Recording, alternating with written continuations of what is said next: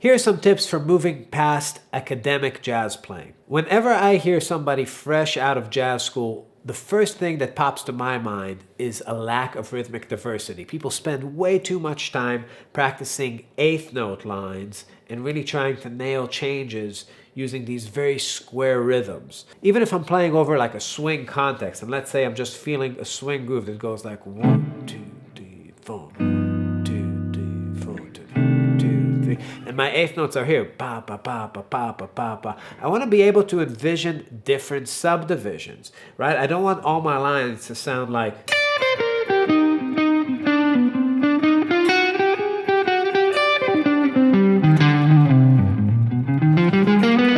Even when I just did that and went to like a stream of triplets, it was like, oh, something's happening.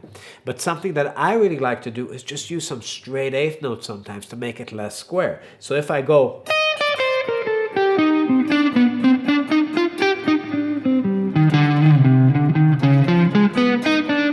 see that? That created some rhythmic tension against that groove. I went from pam, pa, pa, ba, ba, ba, ka, ka, ka, ka, ka, ka, ka, ka, right? So if I'm going, swing it, straight.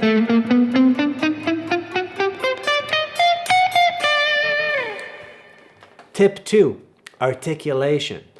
Especially modern guys and college professors sort of hate articulation, but vibrato and checking out some music from like, let's say the 20s, 30s, Sidney Bechet, Django Reinhardt, people that to my ear were really the best at being expressive on the instrument, Louis Armstrong. That goes a really long way. And, you know, forget about trying to be hip.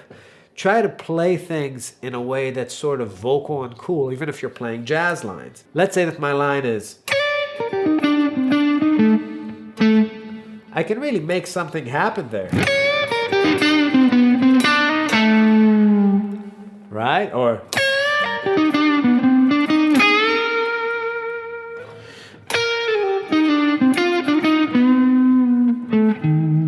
right? If you're playing guitar, add some vibrato, add some flavor to it.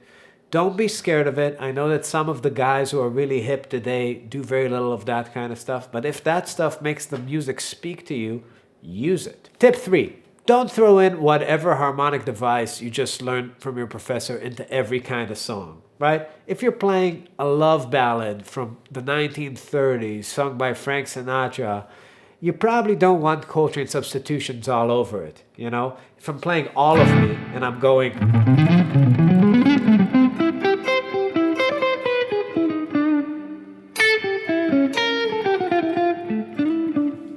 that's a little weird, right? A little fucked up. It worked because things you play tightly in time and with good intention are going to work. But did it work? Was that the best me that I could have presented over that bar? Probably not. So the idea, especially when you acquire a lot of tools and a lot of ways of playing the music, is also taking a step back from time to time and asking yourself, well, what's the best tool for this job? Right? Sometimes a cannon applies more force than a hammer, but you don't need a cannon to hang up a picture. Tip 4, don't practice ear training.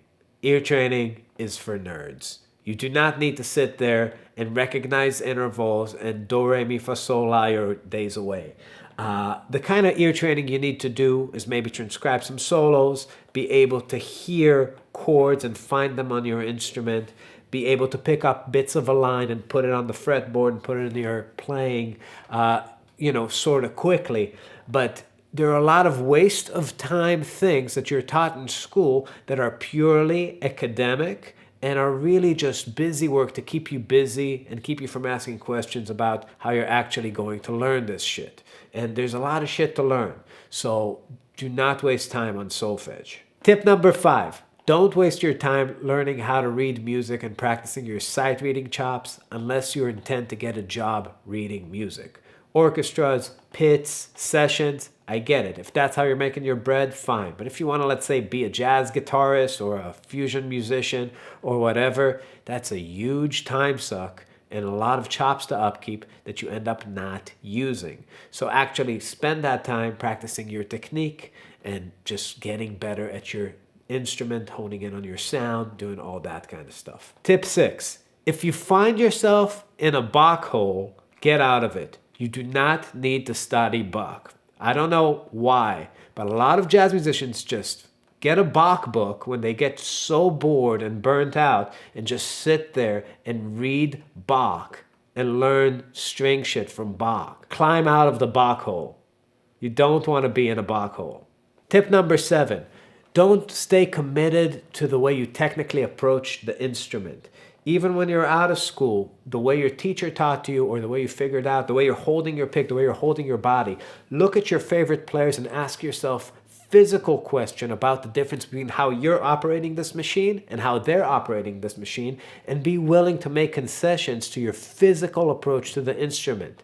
I understand some of you were good at school, some of you started in high school, some of you started young, but a lot of you guys are not at the final incarnation of your technique. For me, I had to reteach myself how to use my right hand time and time again. When I got into gypsy jazz, it had to completely change. Then when I put it back into a fusion context, it changed again.